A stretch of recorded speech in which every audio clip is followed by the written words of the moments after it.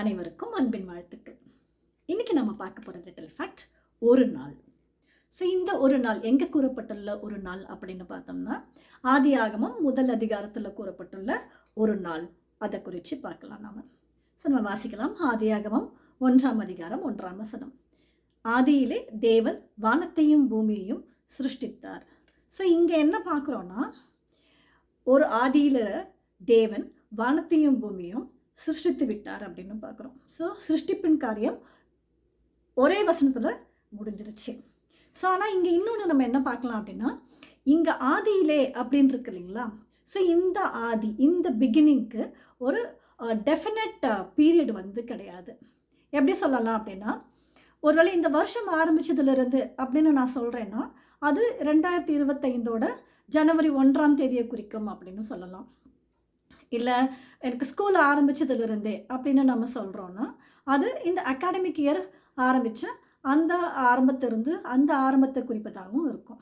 ஆனால் இங்கே இருக்கிற இந்த பிகினிங்க்கு ஒரு டெஃபினட் பீரியட் கிடையாது. ஸோ இது இது இது இது அதனால் இந்த இடத்துல என்ன ஆயிடுச்சுன்னு பார்த்தோம்னா, ஏதோ ஒரு பிகினிங்கில் தேவன் வானத்தையும் பூமியும் சிருஷ்டித்து விட்டார். அப்போ அதுக்கப்புறம் தானே பூமி சிருஷ்டிக்கப்பட்டது அப்படின்னு வாசித்தோம்னா, அதுக்கப்புறம் என்ன நடக்குது அப்படின்றது 2வது வசனத்துலேருந்து நம்ம படிக்கலாம். ஸோ 2வது வசனம் என்ன சொல்லுதுன்னா, பூமியானது ஒழுங்கின்மையும் வெறுமையுமாய் இருந்தது அப்படின்னு பார்க்குறோம். ஸோ இப்போ 2ஆம் வசனம் என்ன சொல்லுதுன்னு பார்க்குறோன்னா, கண்டிஷன் ஆஃப் தி எர்த், அது எந்த நிலைமையில் இருக்குது அப்படின்னா, அது வந்து ஒரு ஒழுங்கின்மையும் வெறுமையுமாய் இருக்குது. ஸோ அப்போது இந்த சிருஷ்டிக்கப்பட்ட காரியங்கள் அனைத்தும் என்ன சொல்லுதுன்னா, பூமியில் இந்த ஒழுங்கின்மையும் வெறுமையுமாக இருந்தது சரிப்படுத்தப்பட்ட அந்த காரியத்தை தான் வந்து சிருஷ்டிப்போட 6 நாட்களோட வேலையும் ஆகும். ஸோ இன்னும் நல்லா சொல்லணும் அப்படின்னா, இந்த பூமியானது மனிதன் வாழ தகுந்த இடமாக பண்படுத்தப்பட்டது அப்படின்னு தான் நாம் சொல்லணும். ஸோ அதனால தான் நம்ம பார்த்தோம்னா, 6 நாளும் என்ன நடந்திருக்கு அப்படின்னா, ஒரு மனுஷன் வாழ்கிறதுக்கு என்னெல்லாம் தேவையோ அந்த காரியங்கள் எல்லாமே வந்து அங்கே சரி செய்யப்பட்டு கொண்டே வந்தது அப்படின்னு நம்ம பார்க்குறோம். ஸோ அப்படி தான் முதல் நாளில் வெளிச்சம் வந்தது, 2ஆம் நாளில் அப்படின்னு 6 நாளும் வந்து நமக்கு அது தெரியும். ஆனால் என்ன அப்படின்னு பார்த்தோம்னா, ஒரு நாளும் முடியும் போது, இங்கே ஒரு நாள் நான் இப்போ சொல்கிறேன், இப்படி ஒரு காரியங்களும் வந்து சரி செய்யப்பட்டு முடியும் போது சொன்ன வார்த்தை தான் என்னென்னா, சாயங்காலமும் விடியற்காலமும் ஆகி முதலாம் நாள் ஆயிற்று, 2ஆம் நாள் ஆயிற்று அப்படின்னு. ஸோ இங்கே ஒரு சாயங்காலமும் ஒரு விடியற்காலமும் சேர்ந்து ஒரு நாள் ஆயிற்று அப்படின்னு நம்ம பார்க்குறோம். இதே மாதிரி வேதாகமத்தில் வேறு எங்கெல்லாம் ஒரு நாள் அப்படின்றத பற்றி ஒரு நாள் குறிப்பிடப்பட்டிருக்குது அப்படின்னு வாசிக்கலாம். சங்கீதம் 95ஆம் அதிகாரம் 8 முதல் 10 வசனங்கள். இன்று அவருடைய சத்தத்தை கேட்பீர்கள் ஆகில், வனாந்திரத்தில் கோபம் மூட்டின போதும் சோதனை நாளிலும் நடந்தது போல உங்கள் இருதயத்தை கடினப்படுத்தாதேயுங்கள். நமக்கு தெரியும், வனாந்திர பயணம் வந்து 40 வருட பயணம். ஸோ இந்த 40 வருடத்தையும் இவர் ஒரே நாளில் சோதனை நாள் அப்படின்னு ஒரே நாள் அப்படின்னு எழுதி வைக்கப்பட்டிருக்கிறது. ஸோ இன்னும் ஒரு வசனம் கூட படிக்கலாம். என்னாகமம் 14ஆம் அதிகாரம் 33ஆம் வசனம். நீங்கள் தேசத்தை சுற்றி பார்த்த 40 நாள் இலக்கத்தின்படியே ஒவ்வொரு நாள் ஒவ்வொரு வருஷமாக நீங்கள் 40 வருஷம் உங்கள் அக்கிரமங்களை சுமந்து என் உடன்படிக்கைக்கு வந்த மாறுதலை உணர்வீர்கள். அப்போ என்ன சொல்லிட்டாரு, ஒரு நாள் வந்து ஒரு வருஷத்துக்கு ஈக்குவல் அப்படின்னு இந்த இடத்துல பார்க்குறோம். இது மட்டும் இல்லாமல் 2 பேதுரு 3ஆம் அதிகாரம் 8ஆம் வசனம். அதாவது, பிரியமானவர்களே, கர்த்தருக்கு ஒரு நாள் 1000 வருஷம் போலவும் 1000 வருஷம் ஒரு நாள் போலவும் இருக்கிறது என்கிற இந்த ஒரு காரியத்தை நீங்கள் அறியாதிருக்க வேண்டாம். ஸோ இங்கே என்ன சொல்லிட்டாங்க, 1000 வருஷமே ஒரு நாள் தான் அப்படின்னு எழுதியிருக்காங்க. ஸோ இன்னொரு இடமும் படிக்கலாம். தானியேல் 8ஆம் அதிகாரம் 26ஆம் வசனம். சொல்லப்பட்ட ராப்பகல்களின் தரிசனம் சத்தியமாக இருக்கிறது. ஸோ இந்த தரிசனம் என்னன்னு மேலே இருக்கிற வசனத்தில் இருக்கும். 14ஆம் வசனம். அவன் என்னை நோக்கி 2300 டிராப்பகல் செல்லும் வரைக்கும் இருக்கும்.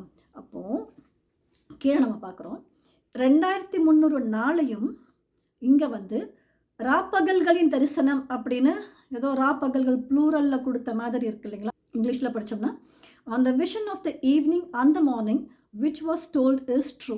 ஸோ அப்படி பார்த்தோம்னா ஆதியாகமத்தில் சொல்லியிருக்கிற அந்த ஆர்டர் இருக்குங்களா, சாயங்காலம் விடியற்காலை, ஈவினிங் அண்ட் த மார்னிங், அதே ஸ்டைல் தான் இங்கேயும். ஈவினிங் அண்ட் த மார்னிங் இது வந்து ஒரு நாள், 2300 நாளையும் நாட்களையும் ஒரே நாள் என்று அழைத்திருக்கிறத நம்ம பார்க்கலாம். அப்படின்னா ஆதியாகமத்தில் சொல்லப்பட்ட இந்த சாயங்காலமும் விடியற்காலமும் எவ்வளவு காலப்பகுதியாக இருக்கும் அப்படின்னு பார்த்தோம்னா, அங்கு உபயோகப்படுத்தப்பட்ட நாள் என்பதன் மூல வார்த்தை யோம், YOME அப்படின்ற ஒரு வார்த்தை. அதோட மீனிங் இப்போக் அல்லது ஒரு யுகத்துக்குரியது, ஒரு யுகம் அப்படின்னு நாம் வந்து எடுத்துக்கணும். அப்படின்னா ஒரு நாளும் ஒரு யுகமாகும். அது 24 மணி நேரங்கள் கொண்ட காலப்பகுதி அல்ல. ஒவ்வொரு நாளும் ஒவ்வொரு யுகம் என்றே நாம் கணக்கில் எடுத்துக்கொள்ள வேண்டும். இதை வந்து நாம் இன்னும் ஒரு காரியம் பார்த்தோம்னா இது நமக்கு நல்லா புரியும். அது என்னென்னா, ஆதியாகமத்தில் வந்து 4வது நாளில் தான் வந்து என்ன நடக்குது அப்படின்னு பார்க்குறோன்னா, சூரியனும் நட்சத்திரங்களும் அப்பாயிண்ட் பண்ணுறாரு. எதுக்குன்னு பார்த்தோம்னா, காலங்களையும் நேரங்களையும் வரையறுப்பதற்காக சூரியனையும் நட்சத்திரங்களையும் அங்கே வந்து அப்பாயிண்ட் பண்ணாருன்னு பார்க்குறோம். அப்படின்னா நம்ம இன்றைக்கி கேலண்டர் ஒரு நாள் இதெல்லாம் எதை பேஸ் பண்ணி பண்ணுறோன்னா, சூரியனையும் சந்திரனையும் பேஸ் பண்ணி தான் நம்ம சொல்கிறோம். அப்போ சூரிய சந்திர நட்சத்திரங்கள் 4வது நாள் தான் அப்பாயிண்ட் பண்ணாருன்னா, அப்போ முதல் நாளில் நாட்கள் எப்படி பிரிக்கப்பட்டிருக்கும்? முடியாது இல்லையா?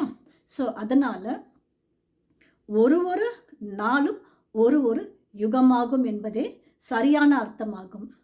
இன்னும் ஒரு படி மேலே போய் இந்த வசனத்தை படிக்கலாம். ஆதியாகமம் 2ஆம் அதிகாரம் 4ஆம் வசனம். தேவனாகிய கர்த்தர் பூமியையும் வானத்தையும் உண்டாக்கின நாளிலே வானமும் பூமியும் சிருஷ்டிக்கப்பட்ட வரலாறு இவைகளே. அப்போது இவர் என்ன பண்ணியிருக்காரு, என்ன இங்கே சொல்கிறாங்கன்னு நல்லா பார்த்தோம்னா, வானத்தையும் பூமியையும் சிருஷ்டித்ததே என்னவா? ஒரு நாள். நல்லா படிக்கலாம் திரும்பவும். தேவனாகிய கர்த்தர் பூமியையும் வானத்தையும் உண்டாக்கின நாளிலே அப்படின்னும் போது அதுவே ஒரு நாள் மாதிரி தான் இருக்குது. ஒருவேளை நமக்கு பூமியோட ஒரு கணக்கு, ஒருவேளை ஒரு யுகம் அப்படின்னா ஒரு 10,000 வருஷம் இருக்கலாம் அப்படின்னு நினச்சோம்னா, இந்த 6 நாட்களுக்கு ஒரு 60,000 வருஷம் அப்படின்னு நினச்சா கூட இந்த 60,000 வருஷம் மட்டும் இல்லையா, வானத்தை உண்டாக்குன ஒரு இன்டெஃபினிட் பீரியட் இருக்கு இல்லைங்களா, அது எல்லாத்தையுமே சேர்த்து தேவன் எப்படி கன்சிடர் பண்ணுறாராம்? ஒரு நாள் அப்படின்னு கன்சிடர் பண்ணுறாரு. ஸோ அப்படின்னா ஆதியாகமத்தில் சொல்லப்பட்ட சாயங்காலமும் விடியற்காலமும் என்பது 24 மணி நேரங்களை கொண்ட ஒரு நாள் அல்ல, அது ஒரு யுகமாகும் என்பதே இன்னையோட லிட்டில் ஃபேக்ட்.